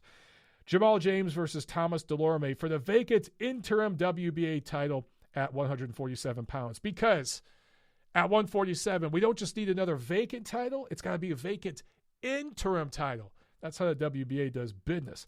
And then also at 168 pounds, another vacant interim title between David Morrell and Lennox Allen. So that is it for this weekend. Whew, man. What a show. What a show. We talked about some heavy, heavy stuff today, guys. But I think it went pretty damn well. I think that we got a lot of great points across, a lot of different points of view from a lot of different perspectives, from a lot of different parts of the world. Always remember, the person opposite you in a conversation has a different life experience than you. And just because their experiences and everything are different, their opinions might be different, doesn't mean they're wrong. And the way we grow is talking to people that we disagree with. I love having conversations with people that have a different take on something. It's how I learn, it's how I grow, it's how I get better as a human being. So, guys, awesome show. We'll do it again next Monday. Thank you so much for all of our great super chats, all of our great callers today. I'll see you at the fights.